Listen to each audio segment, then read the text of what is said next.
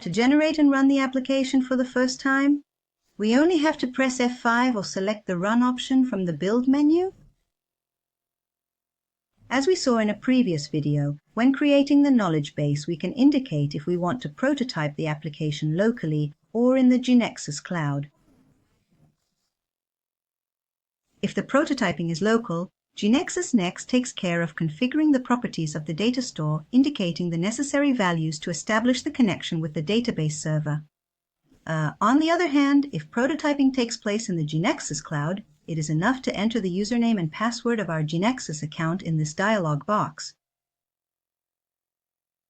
GeneXus will evaluate the definitions created in the knowledge base and display a report named Impact Analysis.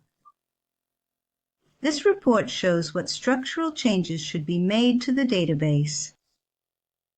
Note that in this case, the main title informs that the database tables will be created. By clicking on each table, product and product type on the left side, we can see on the right the attributes that will be included in each of them. As we saw earlier, the product type name attribute is not included in the product table to be created because it is only an inferred attribute in the product transaction. It was included in its structure only to show its value in the web layout of the transaction. This attribute is part of the product type table because it is a secondary attribute.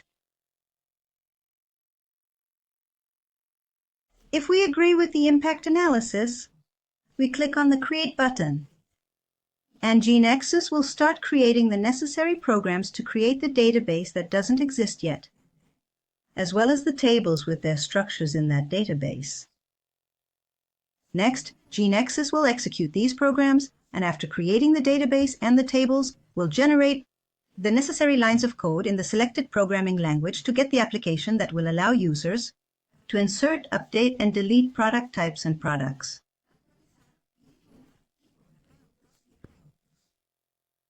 Then the output window will show a message indicating if the result was successful or if there were any errors or warnings. Now we can run and test the application. For this, we see that the Launchpad window has been opened, offering a quick way to run the defined objects. Let's click on the product type link. The page that opens allows us to add, update, and delete product types. Let's enter the first product type. Since the product type attribute has the auto number property set to true, it will not be necessary to enter a value for the identifier because it will be automatically enumerated. Therefore, let's enter the product type name, Medicines. After entering the product type name and clicking on the Confirm button, a message will appear informing that the data was successfully added. The page will then be empty and ready to enter another product type. Now let's enter the second product type, Cleaning. We click on the Confirm button. We can browse and check the data to confirm that it is entered and numbered. Now let's execute the product transaction.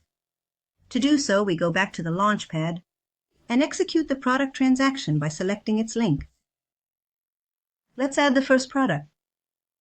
We must enter its name, Bryce, stock, and then indicate the type of product with which it is associated because it is foreign key in product. If we remember the identifier, we type it in, or we can retrieve it from a selection list by clicking on this arrow. If we type a value that does not exist as a primary key in the product type table, GeneXus displays this error indicating that the record does not exist and therefore cannot be associated with the product we are entering. This is because GeneXus controls the referential integrity of the data so that the database is always consistent. We select the medicines type and confirm the insertion of the product. Now we are going to try to delete the medicines product type. To do so, we select it and press the Delete button. As we can see here, a message informs us that the deletion cannot be performed because there is related data in product. The star muscle pain medication that we have just entered is a product that belongs to this product type.